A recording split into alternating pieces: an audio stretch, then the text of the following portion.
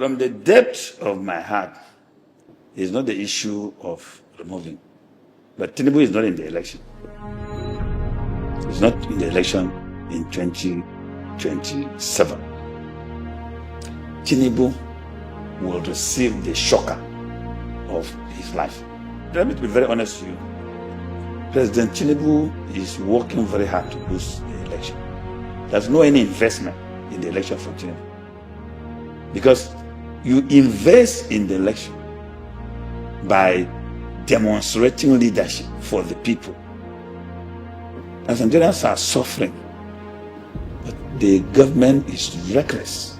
The president has a don't-care attitude. He thinks only of himself, his immediate family, and his comfort. In this scenario, he's going to be OTP, one-time president. Our guest today is former Minister Solomon Dalong, Minister for Youth and Sports, 2015-2019, member of the ADC and a leading political analyst. Comrade Minister, nice to have you on the show. It's a pleasure for you always smoking me out of my comfort. Very important. When duty calls, Nigeria calls, you have to answer. Of course, it's a task that must be done, even in the grave. Absolutely. You're welcome, Comrade. Okay, let's get right to it without wasting time. Currently, fuel prices are at around 1,260.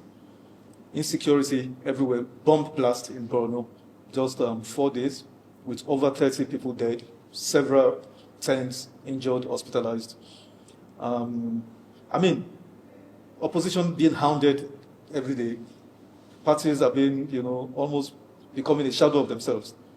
At what point, Comrade Minister, at what point do we then tell ourselves the truth and designate Nigeria a failed state? At what point is it? Nigeria has fulfilled traditional, subnational, national, and international standard of a failed nation state under every relevant laws, including morality. Comrade Minister, that's your opening remarks. Let's begin to dig deeper. The level of poverty, misery, sufferings in the country now is unprecedented in recent memory.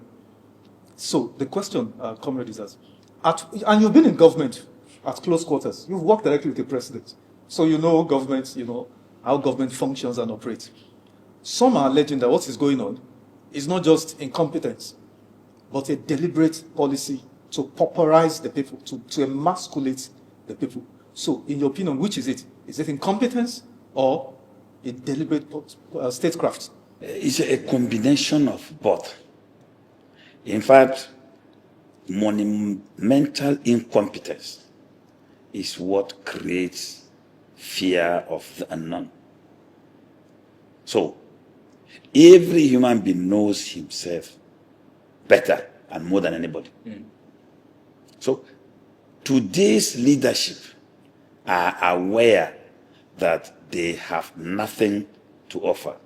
And not to sound immodest, I don't want to blame President Bola Ahmed Tinubu because he never went into any social contract with Nigerians.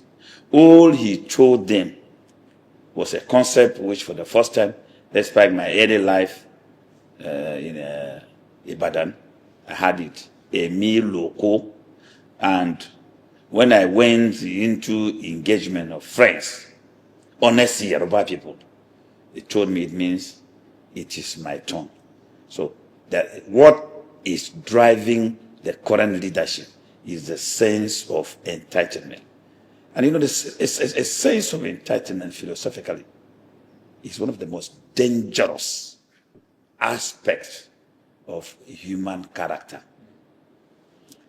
It places an incompetent personality over and above everybody. And that sense of entitlement is driven by greed, selfishness, nepotism. So what we have today is as a result of a person, an individual, who feels more entitled to govern, and he has nothing.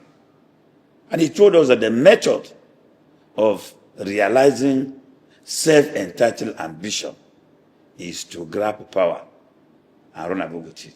Unfortunately, he grabbed power and he cannot run with governance. So that is the calamity of the contemporary Nigerian state. If you say it's a monumental incompetence on the part of the president, some would argue, including myself, because this man governed Lagos from 1999 to 2007. We may argue whether he governed well or not, even though, I mean, he's reputed to have improved the financial health of Lagos State substantially. The others I won't copy from, but that's on the one side. My point is that he's the only one, former governor, who has held down a particular state for 20-something years post, even after I left office, over 15 or 20 years. He held down Lagos State. How can someone who is incompetent hold down Lagos State for 20 years? Comrade Minister, how do you explain that? Evil is innate. There is no school for it. Now, Explain that, please. you see, an evil person is the most visionary person. That's why he can be able to plan evil ahead of people. So, he knows himself very well. So what he did was to present a pseudonym to Lagos people, which constitute the launching pad for this argument that, oh, he did well in Lagos. What he did in Lagos was because he knew, okay, mentally I'm hollow. He assembled the best around him. And so he was exploiting their knowledge. And what the modest achievement recorded could be credited to him. Then he was much younger. Now he is older. So memory has failed him. He cannot even remember that he used people before to succeed. That is the danger of the contemporary situation. So his memory is no more credible and reliable. If it were, he would have played the same trump card in Lagos and would have been celebrated as one of the best presidents of this our republic. But because he's advanced in age, and in Nigeria, we have about triple or multiple ages. We have the birth certificate age, we have the official age, and we have the political age. And he has expanded all these ages. So he's at the political age now, which is 73. That 73, you need to add 10 to it to get his actual age. And if you add 10 to it, and you look at him physically, and assess his mental capacity, you will agree where he is. So it's not his doing. It's a natural process, because if he was younger, he could have still repeated. He would have assembled great people from all over Nigeria and put them in government, and Nigerians would have been celebrating him. But as it is today, even the government itself, the gears of power, his hands are very, very far from it. One of my friends visited him not too long. And he's an ardent opponent, but he's a friend of the president. And he visited him, and he came back to me and told me something that I, even as a person, despite my very radical disposition, had to begin to think twice. He said, okay, if this is the situation, then the man needs help. And if he needs help, from what I heard from him, then definitely if he's honest about it, then patriotic Nigerians should be able to, just like what we did during Yaradua, come up and rescue the president from the hands of these power bandits. You can see the assembly in London. The power bandits are everywhere in London. They abandoned Nigeria. All of them are there. Whether the National Assembly are there. All the ministers in Nigeria are there. The national security, the ministers, all of them are in London.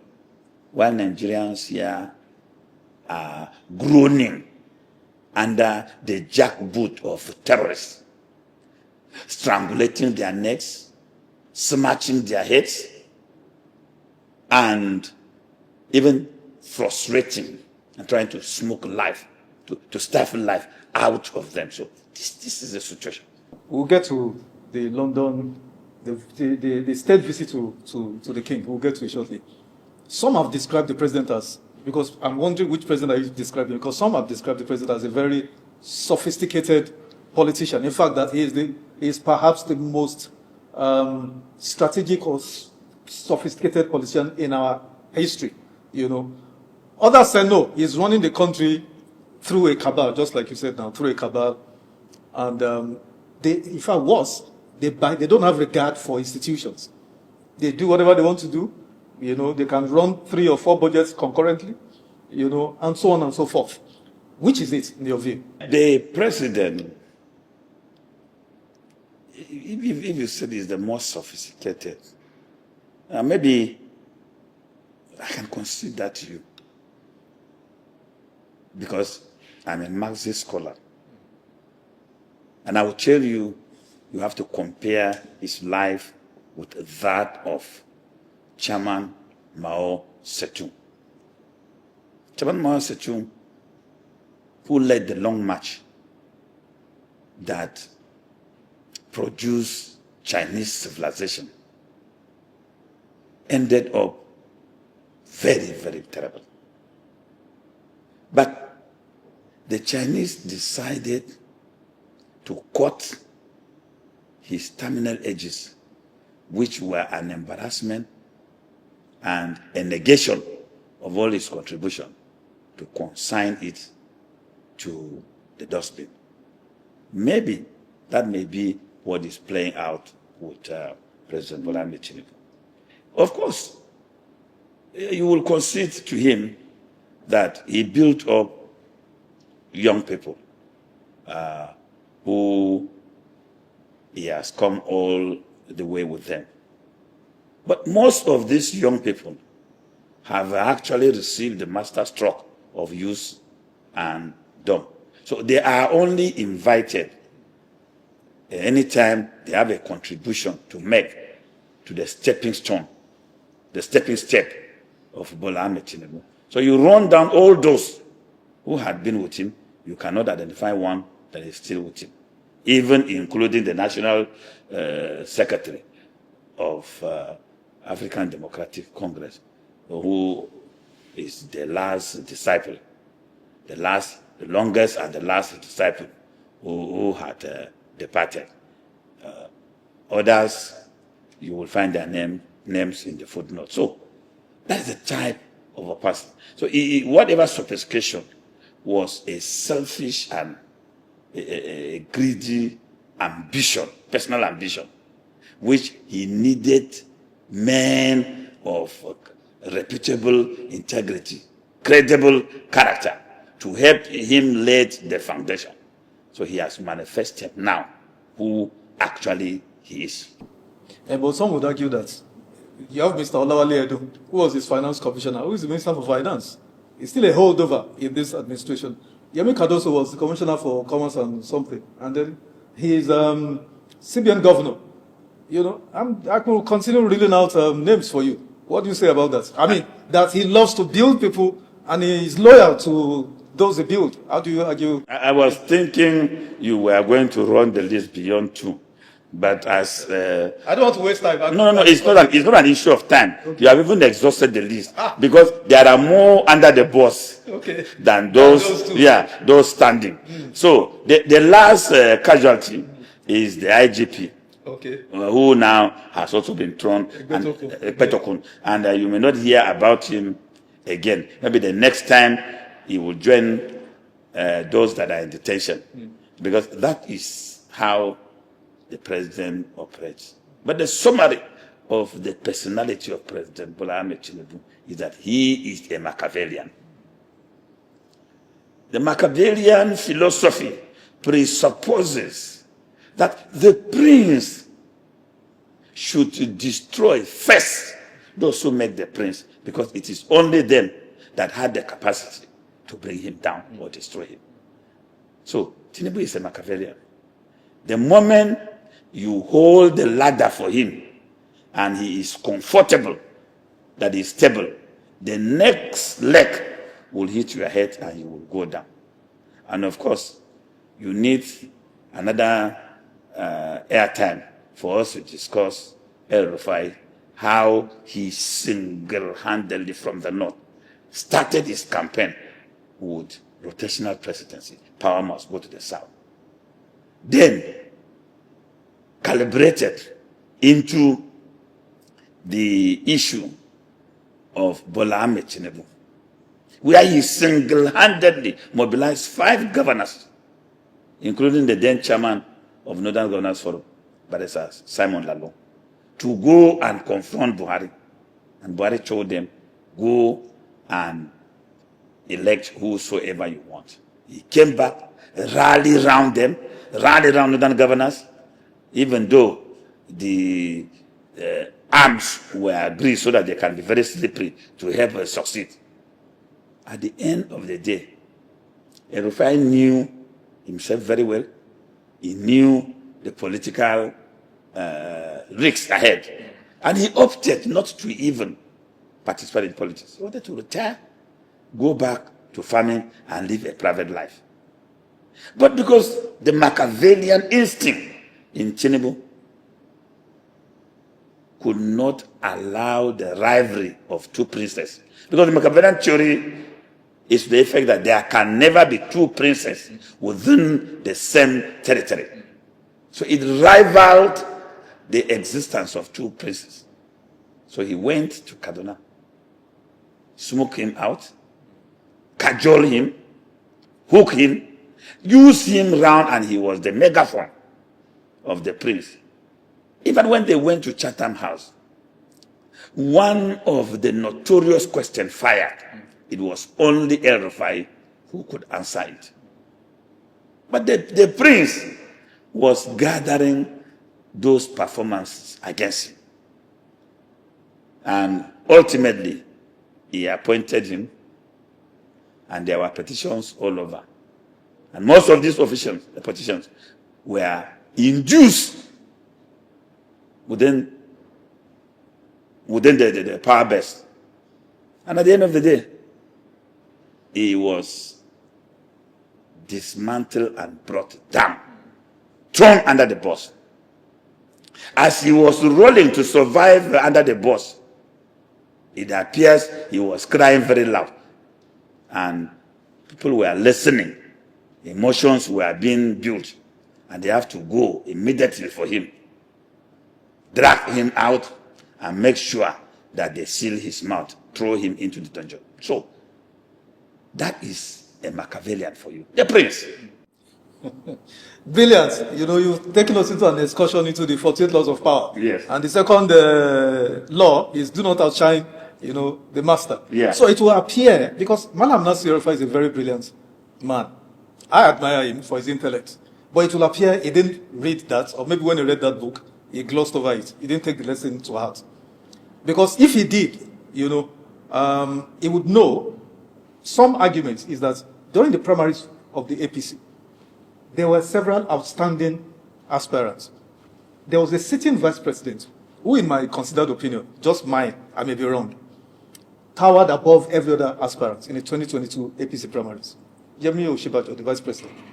They left him and went for, the president now. And I remember Malam Nasir El-Rufai said openly that it's because he's a Muslim. Because, what he did in Kaduna, he wants to repeat at the federal. But he's gotten the reward now. How do you respond to that? For Malam El-Rufai is a very brilliant and intelligent person. But such people, you go and then read similar personalities with such charisma. They are like vehicles without brake. So if they are running down the steep, of course, it is eminent that a crash is part of that trip. That's how I can summarize what has happened to El-Rufai. But as it stands today, I am sympathetic to El-Rufai, even though I'm not his fan. But what they are now doing to him, I'm sympathetic, and I'm in him, I'm with him. Because when Tinubu would have finished with the likes of El-Rufai, who helped him to power, he will be tempted to reach out to those of us who fought him to power, fought against him to power. So there must be a rallying point now around El-Rufai, not only to rescue and save him, but to save other descending voices. Because, you see, Tinubu, the only thing Tinubu feared in his life is competition. And that was why in 2023, Bully Vance, which my friend Boala criticized, now he went to... Bullion Vance, carrying money. Then he went to London and he disgraced himself by denying. Of course, I didn't expect Mehdi Hassan to have gotten the answer. How would you expect somebody who has honey in the mouth and you want him to blow fire out? It will not work. So, Tinubu doesn't like competition. Where he is confronting competition, he will deploy all resources available to step in the gap. He has played the trump card in 2023. Now, money will not save him in 2027. Because if money can save the people, Jonathan would have been saved in 2015. He came up now with the theory of cajoling, buying, and hook-wing the governors into one political party. If one political party were to serve the people, Abacha would have been a president and would have not even been in this republic with people like them. So, either way Tinubu goes, he is running against high risks. But in as far as he's traveling to France, having handshake with the king, helping him to work, even introducing him into a royal carriage, all those ones will not solve 2021 problem. You sound very optimistic about the president not coming back in 2027. And I'm wondering, as I sit here, as politically informed as I am, I'm wondering, seriously, comrade, what is the basis of your optimism? Because where's the opposition? Where are you? You guys are nowhere to be found. And the reality now amongst us, in the media circles is that the opposition, I don't want to use a stronger word like maybe dead. So I would say the opposition is paralyzed completely. So where is the opposition that would contest or challenge the president? Comrade. We have never had the largest opposition like now. Where? Where are they? In Nigeria. You see, 2027 is not going to be based on political parties opposition, partisan opposition. It is going to be we versus them. And I will corroborate this so that I can regain your confidence. We had the city boys movement. It didn't take 5 minutes for a village boys movement to emerge. Nobody organized it. Do you know the leader of the village boys movement? Nobody. The people reacted immediately. That is the situation. In fact, the Director General of the campaign of the peoples of Nigeria in 2027 is Asiwaju Bola Ahmed Tinubu. Every day, he brings in large followers into the movement of Nigerians against him. You know, look at the last campaign where he mounted the rostrum now. He's in London, campaigning, and so many Nigerians, even those who used to sympathize, had to join the Nigerian people because they see in him a very wicked leader. That you were in the country. Terrorists bombed and attack the market, the post office, the hospital, killing people in their hundreds. The same terrorists had killed 4 commanders of the army and, many soldiers. But with all this, you just went into your aircraft and waved Nigerians to go and have handshake with the King of England. When we know that such things, even if it happened and leaders are out of their countries, they come back. Barack Obama was in Kenya as a president when schools shooting in U.S. led to the killing of 1 child, and he immediately ended the visit and left back to the U.S. And here you have a president that he was here when they were killing his people, and he left. And his image launderers are saying that, the opposition instigated this thing to happen so that they can prevent him from traveling. What has he achieved with going to London, if not for him and his wife and the ban of those people in his government that are going around in London while the Europeans are mocking at them? Look at this side of it. Did you hear what President Donald Trump said? When he had that Tinubu left for the UK, he said Nigeria has no president. So, if you think you are thinking of a political party opposition, you may not find one, and you are thinking like Tinubu and APC. But if you are looking at the theory of we versus them, which already has been demonstrated in this City Boys movement and the reaction of the people, 2027 is a done deal. I still want to take you up on this opposition issue. There's no space for independent candidacy in our laws. We still have to go through a political party to express our disenchantment with the ruling government. That's why it's a democracy. Now, what you just graphically explained here, how earlier in the week there was bombing in Borno State, Maiduguri, and in spite of that, the president was here. He still left. And not only that the president left, almost 60-70% of the entire federal government cabinet are in the UK. State governors left, and they also left even the money alone. Comrade, I was reading some of these economists trying to compute a rough estimate of what we have lost to the United Kingdom in terms of hotels, tickets, just logistics and all of that. But that aside, who is speaking for the ADC? Who is the spokesperson? Malam Bolaji Abdullahi. I have not seen him once on any TV or radio, online, or on speaking, condemning this. Not a political opponent, none of the ADC spokesperson, not one. Where are the youth wing of the ADC? Nobody is speaking. And I asked somebody just yesterday, let's dial back to 2014. Imagine what Alhaji Lai Mohammed would have done if roles were reversed and this happened under Jonathan. What do you think would have happened, comrade? For the National Publicity Secretary of the party, he is speaking.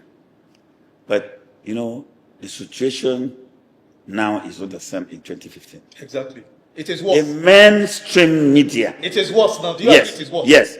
The mainstream media had been completely compromised. So, the only available spaces for Nigeria is the social media, which they have not been able to hijack. And we are now dealing with a guerrilla. So, it is a complete jungle and guerrilla warfare. Yeah. There are attacks all over. Even the youth, we had a live session on TikTok with northern youth who said no security, no election in 2027. Things are happening.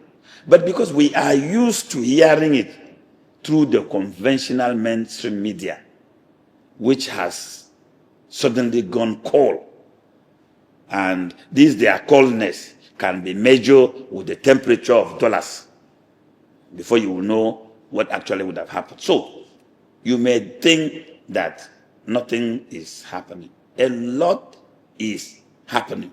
What I fear is that the situation may erupt into an unimaginable political crisis because of the absence of a strong political party that will be able to control the people. And there is also the absence of a strong political figure that wield the influences of the likes of Buhari. So we are going to have so many people emerging within their political space to be able to wield influences, and we will face a serious chaos. Let me give an example of what happened during the demonstration and the protest in the National Assembly. There were so many young people who had influences, and they were holding their spaces and followership. It took the grace of people like us to go there to be able to aggregate and influence them to come together. Otherwise, everybody was given his command and doing what he feels he wanted to achieve. This is the type of situation this defection of governors to APC is creating. It's also making it very easy to define who the people should target in events of crisis. For the political parties you are talking about, let me refer you to what happened in Senegal. In Senegal, Mal locked up every opposition. He locked them up. And at the point in time, he was cruising like what Tinubu is doing and thought, oh. Former President Macky Sall. Macky Sall. He was cruising and he was so intoxicated and said there was not going to be no election. No elections. He didn't know that the election is not an issue, it's not only a municipal question. And the international community mounted pressure on him and said, elections must hold. Which is what Tinubu is planning. Maybe that's why he's visiting the king. Tomorrow he will want to go to US. But if he does not visit places like North Korea, Iran, Russia, and China, then he has problem. At the end of the day, when he was under pressure, he went and chose the lesser devil and released him and thought he has no any influence. But because it was we versus them, the people rallied round him and defeated him. That is exactly the card that is playing in Nigeria, which you are not understanding. You think I don't understand it? Let's leave that and shift gears. We're still talking about opposition political parties. The internal crisis in all these other opposition parties, Labour Party, PDP, has festered. They have become more or less, I don't want to use the word dead, like you said, paralyzed. They can't offer any opposition. Now, the only hope remains the ADC. But then, even the ADC has its own internal contradictions. But some are alleging that it is sponsored by APC interests, who do not want, like you said, to have any opposition at all. They don't want, the idea, it seems very sinister and unbelievable that they don't even want any opposition on the ballot next day. They just want to be a coronation for President Tinubu. So the question is it really sponsored, destabilization? Or is it actually infighting between you people in ADC? It's not an issue of only ADC, because we've named stable political parties that has been destabilized. I was there when my boss, Kweme, Sonde Awonei, Rimi, Adamu Chiroma, the likes of Bola Ige, who came together and said we must close ranks to send these still wearing human beings to the barracks and manage democracy. But now we have worse Agbada wearing monsters that, in fact, the military did not even measure up to 1% of what they are doing. About ADC, there are rumors grapevine, as journalists, it's our job to, sample all shades of opinion. There are rumors that those who are intent on destabilizing the ADC so as not to offer virile opposition next year are scheming to use the courts to install or recognize the opposition, somebody who is claiming, Nephew something who is claiming to be the chairman, authentic chairman of ADC, that they want to use the courts to recognize it. If ADC, if it collapses, what is the future of democracy? I'm a lawyer. Now that you have mentioned court and the issue is in court, I will limit myself to the circumference of what is allowed by law. Yeah. There is nothing wrong in anybody claiming to be a chairman of a political party. But as to who is a chairman of a political party, the laws are very clear. When you know who is a chairman of a party, go to INEC. INEC will give you the name of a chairman of a party. Sorry to interrupt you. Actually, the rumor we got was that they want to use the INEC chair to come out to recognize that factional chairman. That's the rumor. Well, it will still operate within the level of rumor, because the way INEC operates is that INEC has participated in the process of transition of the ADC to when it was satisfied and recognized the leadership and uploaded their names into their server. Now, what can remove that? Onto their website. Onto their website. What can remove that is a judgment from a competent court of law that can remove that or change that. That is what those who have gone to court are trying to do. They reconfigure personalities into entities and claim they are this, they are that, where there is democracy, there is freedom of expression. So it's allowed. But as to whether they are who they think they are is an issue that they will have to prove before a court of competent jurisdiction. And this issue is before the court. So let's see how it goes. This hula baloo about destabilizing opposition parties, hounding opposition elements, high-profile figures such as Nasir El-Rufai, Malami, Abaka Malami from KBC, former EGF, and all of that. I mean, the president and his men, APC, your man, Nentawe, APC chairman, is boasting, like former PDP chair were boasting that they have everything, it's a slam dunk. The question is, why is APC and the president, why are they afraid of opposition in 2027? Why? I think they are afraid because they know that they are standing on a shaky foundation. A man who is standing on a strong foundation even does not boast. He does not even declare war. He uses it to lure you into a combat for you to find out. It doesn't tell you how strong he is. If you ask Dangote today, Dangote will tell you that he doesn't have money as people think. If you ask Tatudala, he will tell you that, no, I just have little money. Nobody who has money will tell you he has money. So when you hear an empty gong making the most sound, you know that is hollow, there's nothing in it. The national chairman of APC, first political experience was in 2023. I joined politics in 1978. When he contested to be governor? Yes. That's his first experience. And that is a person now that is making noise, opening his chest. He's doing that because of inexperience, self-pride, and then grit. But a national chairman of a party that is in government is supposed to epitomize the values of that political party. And the only time the APC had a chairman were the interim chairman, the gentleman, the former governor of Osun State, Baba Akande, and Oyegun. Then Abdoulaye Adamu. Oshomole was catastrophe.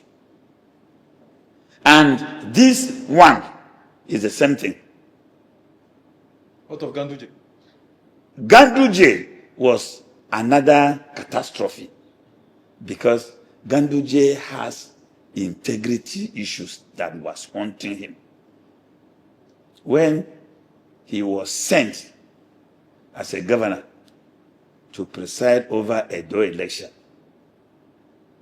all it took for PDP to do then was to produce videos of how he was helping himself with dollars, and they were mounted at all strategic positions, and he couldn't even go to Benin. Oh, you said those videos are doctors' videos, they are not real. No, but yes, they are doctored, but why are they haunting him? And they are not he's not been tried in the court of law. No. There are cases going on which he has also been, but time does not run against the state in criminal matters. So he's not started back. No. He has not escaped it. Yes.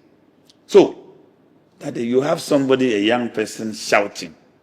He's shouting because he never in his life imagined that he was going to sit next to a president.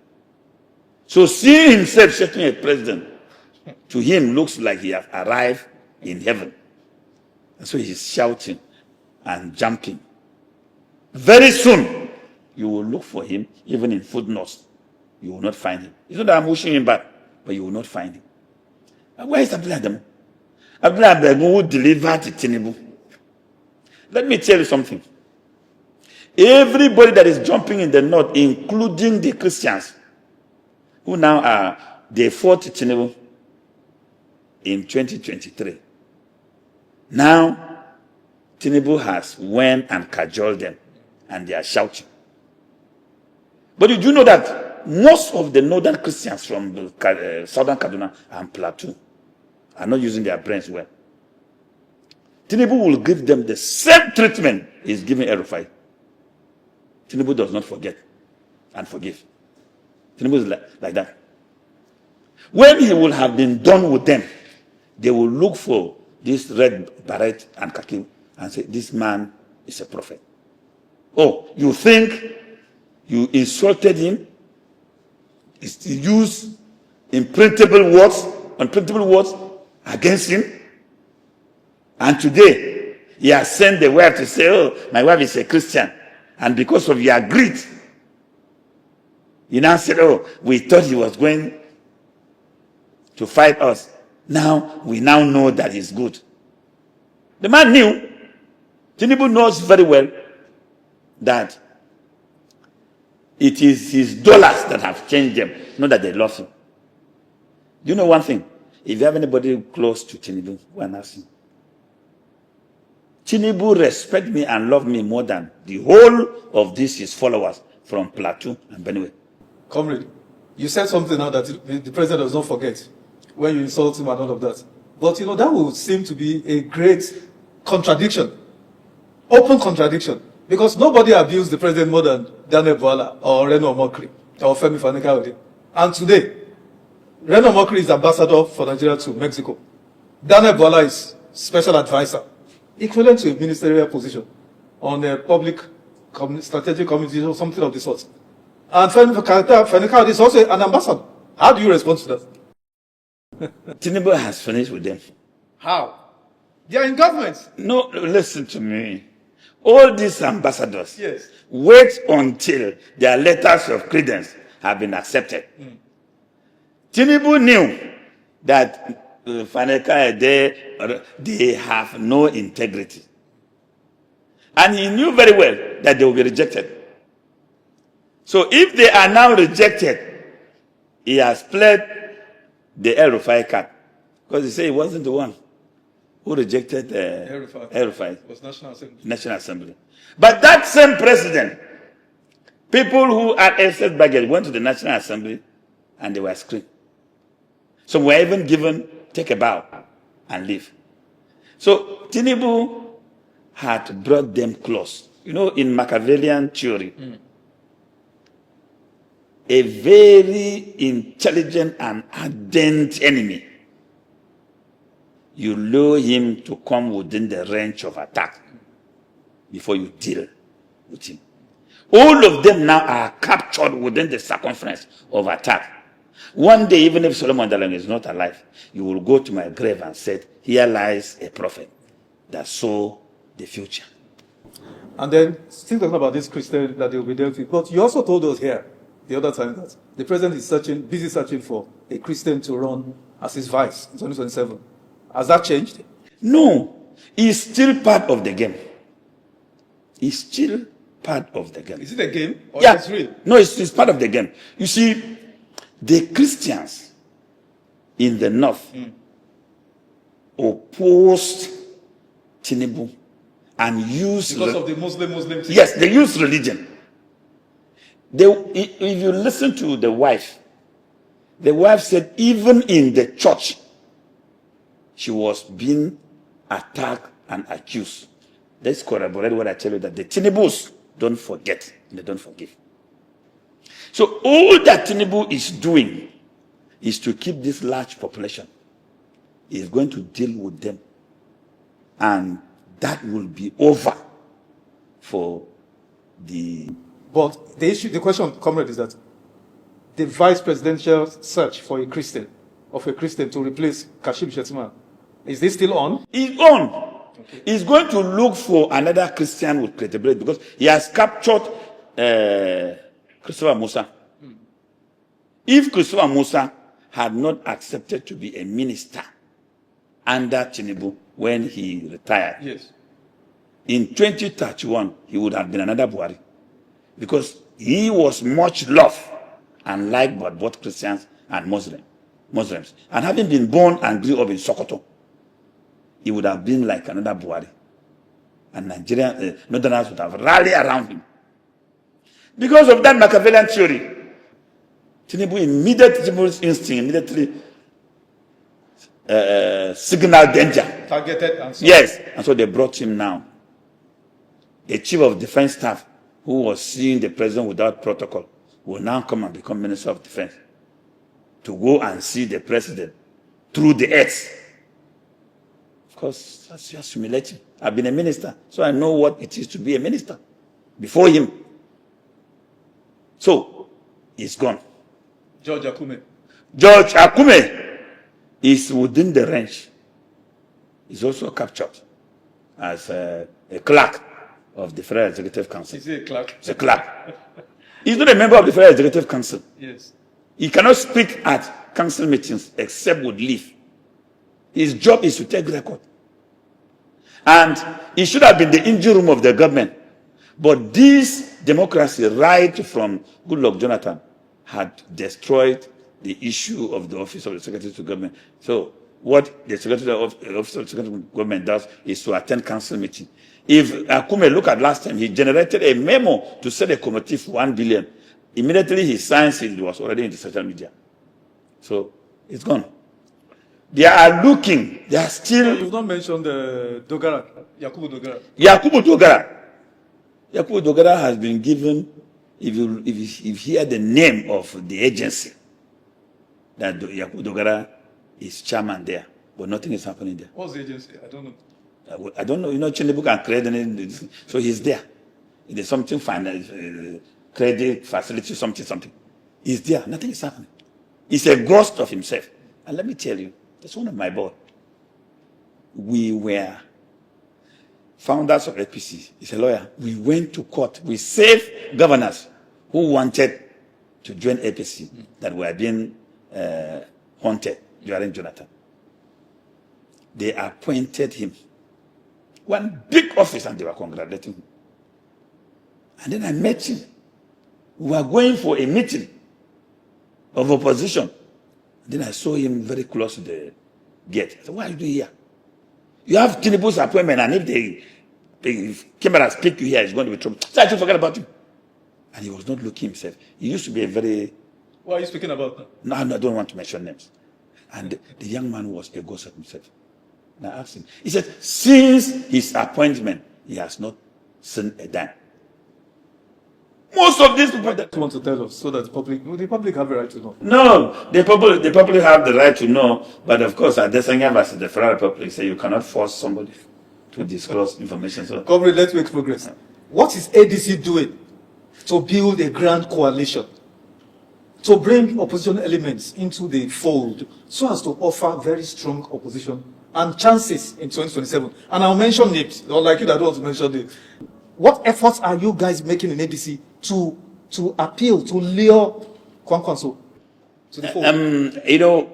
We don't want to accuse the APC and behave like the APC. If you look at what happened immediately after the FCT council elections, you saw how the opposition political parties came together with one voice. The APC is doing a lot, but everybody has keep his strategy to his chest. Just like President Tinubu is keeping the strategy of contesting election with nobody to his chest, we're also keeping our own. Because we don't want to behave like a stupid general who will invite his enemy to inspect his armory before he will go to war the following day. So you are building a strong coalition. A lot is going on underground. A lot is going on. We are reaching out.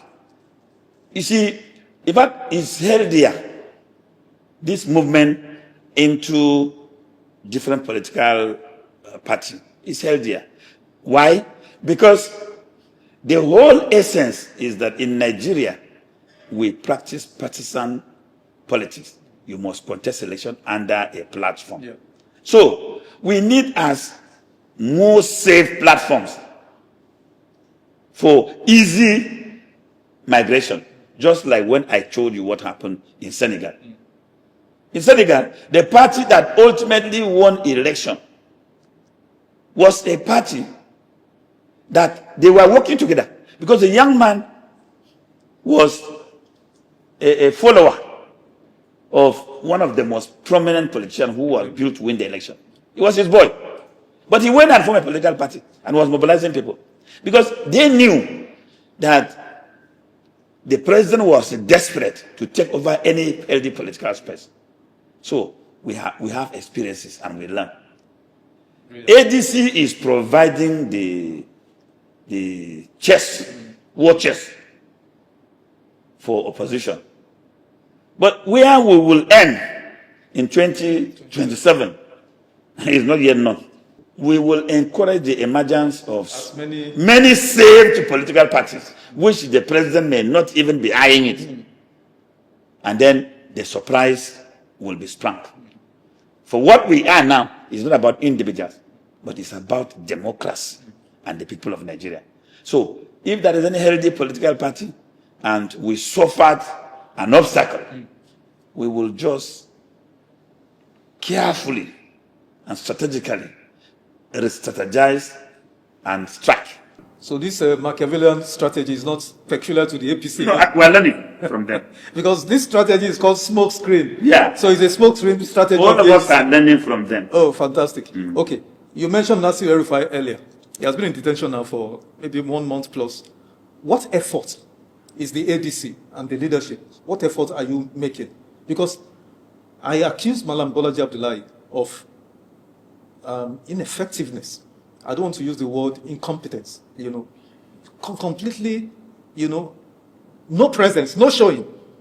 Malam El-Rufai alone was doing so much work for opposition while he was free. Everywhere is quiet. This jamboree that went on in the UK in the last few days, I could imagine what would have happened if El-Rufai were to be out. What effort is your party, is your friend, what effort are you guys making to speak for him, to get him released? Because whatever offenses he's been accused to have committed, they are bailable offenses. Well, El-Rufai was arrested before ICPC is looking for the offense. The current DG of the DSS is one person that I have 101% respect for it. Okay. He's a Nigerian, he's a patriotic Nigerian. He's a public servant that has served selflessly, very, very experienced and intelligent. But I don't know how he allowed his men, maybe enemies or his opponent within the system did this. Because I know that if he knew this, he wouldn't allow it. The DSS went and filed a charge before interrogating El-Rufai. It's never done anywhere. You cannot just go and charge somebody before you will come and investigate him. Investigation that leads to charge. That was what the DSS did. I don't want to attack them because of the respect I have for them. So I kept quiet. I didn't even write anything about it. Because this is somebody that I protect his integrity with everything I have. For I've monitored his growth and development. And he's a very fine professional. Very honest Nigerian. Very, very honest Nigerian. He is our type, except that he's encumbered by the professional ethics of his job. But he's our type. He says things the way they are and follow what is right. But he allowed this to happen. And they threw banana peel because DSS could not have gone to file a charge without investigating El-Rufai. Because you have to investigate before you file. That charge that they filed, they will not be able to establish. They will not. Because it will require, if you are going to use admission, then you have to deal with the principle of self-indictment. Also, he indicted himself for you to use it against him. It's a very cumbersome process. They will not succeed. It was supposed to be a political charge, but it was also filed out of gross error. So, for them, that one, the director should not allow them to minus. My question, Comrade, is that what are you doing to secure his release? You see, like I said, using legal means. Anyway. Very, very good. The Court of Appeal had entered a judgment against arresting El-Rufai before shopping for offense. ICPC arrest before they are shopping. In fact, ICPC embarrassed me. If it was possible to change my citizenship, I would have done it on that day. Went to El-Rufai's house and they picked with all these old Nokia phones, 9810, 3310, and even this old Gabon phone, and displayed them as an instrument for wiretapping. Must we be embarrassed at that level? Are you saying they don't know what wiretapping instrument looks like, equipment looks like? No, because there is nothing for them to show.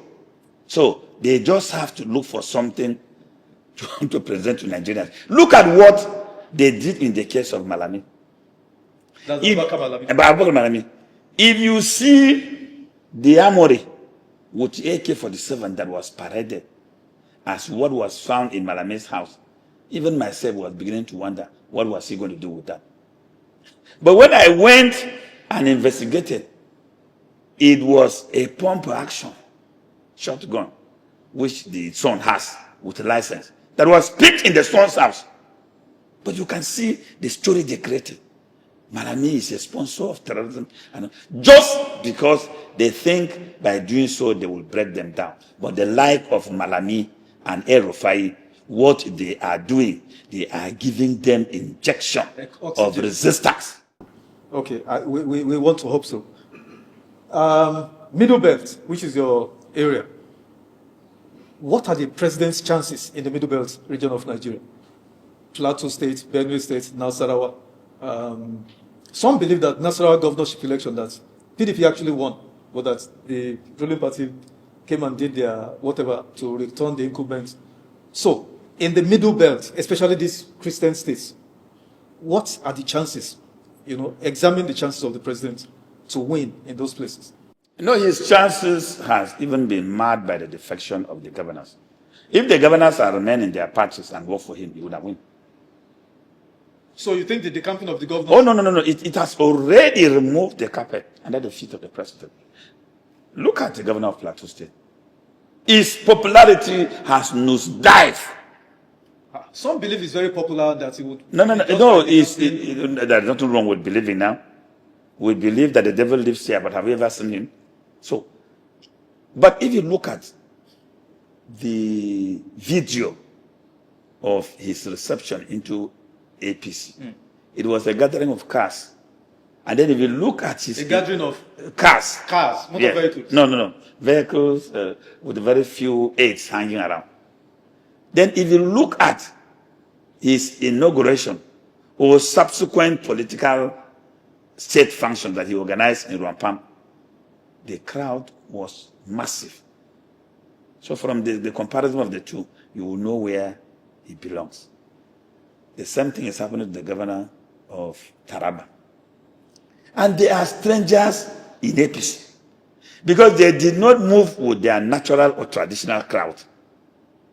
They have not been able to win the hearts of members of the APC. And the traditional members of the APC behave like cult.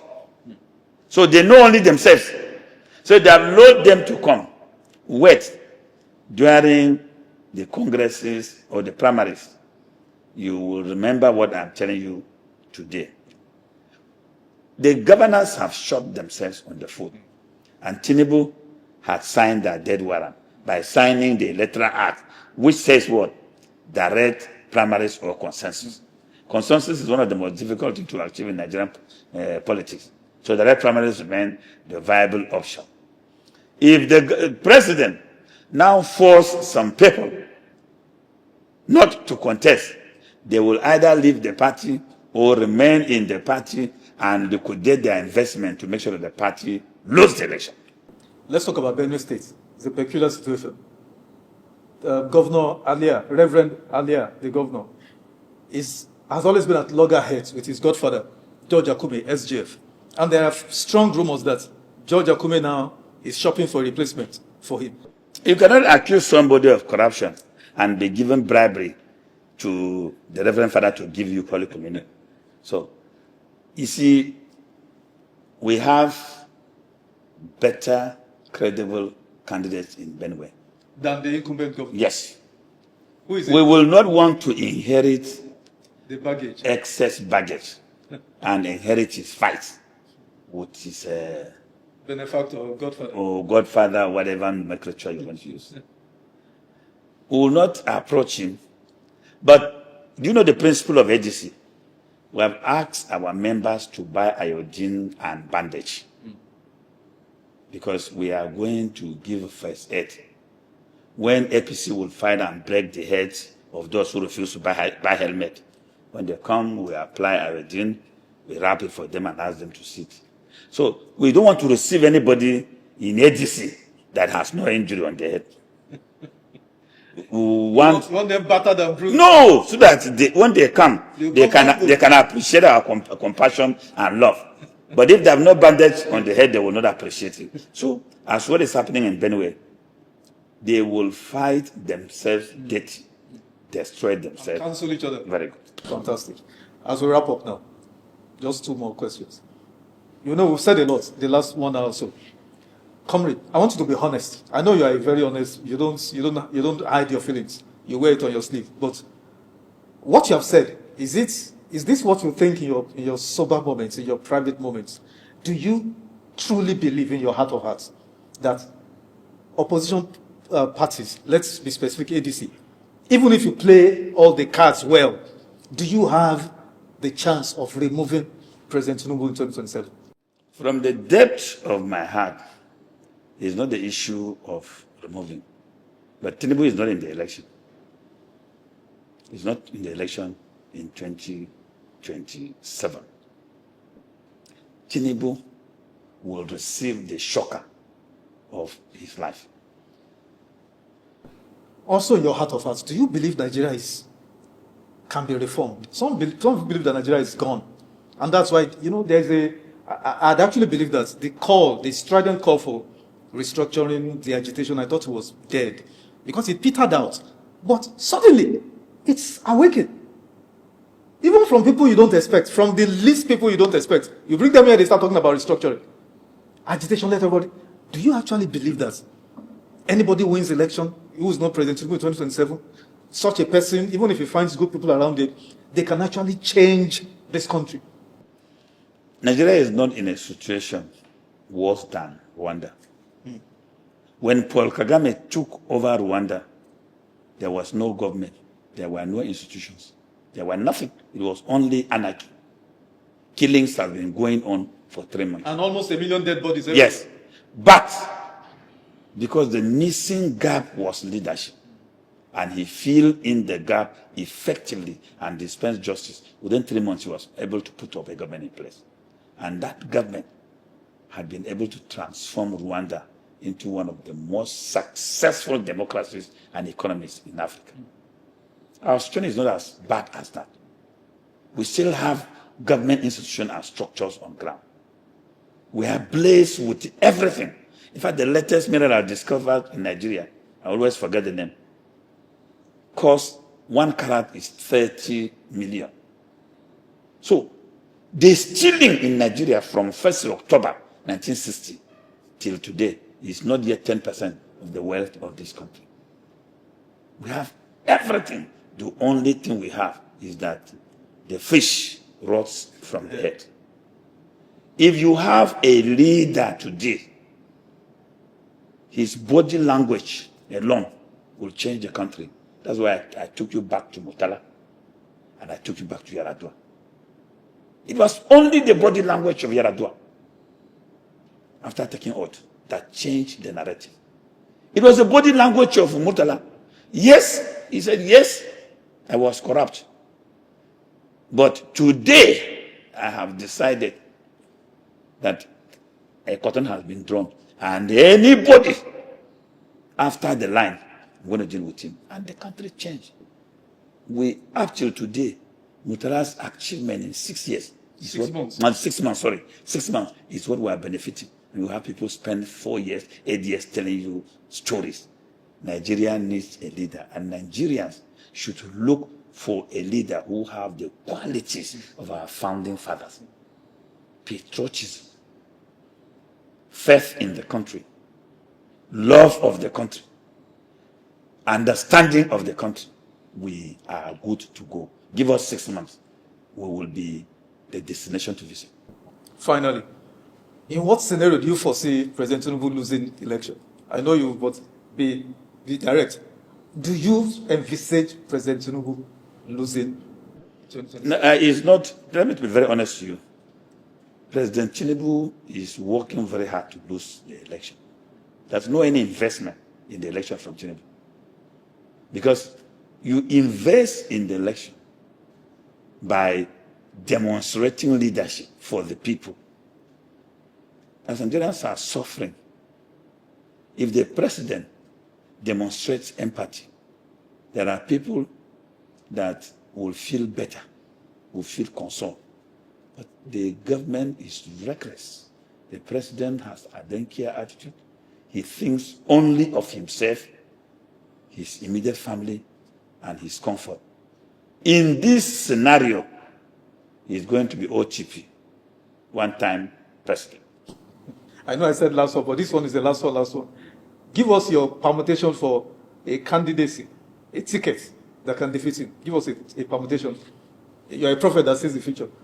Mention a ticket that can defeat him. The ticket that will defeat Tinubu in 2027 is a ticket of a Nigerian whose primary is free, fair, and transparent, and is acceptable to Nigerians. Such a person will defeat President Tinubu in 2020. I said you should give us a name and a ticket. No, for the name, at my age, I am not supposed to ruffle the waters. Yes. So I work towards unity of Nigerians. But I think we still have, we have names of people who are being frontline. Yes. But there are people who have not been mentioned. And I kept referring to the Senegalese model. So the man who will defeat Tinubu might still be a dark horse. We'll wait and see how it plays out. Always a pleasure having you, Comrade Minister. Thank you very much for that. It's really a pleasure having you again.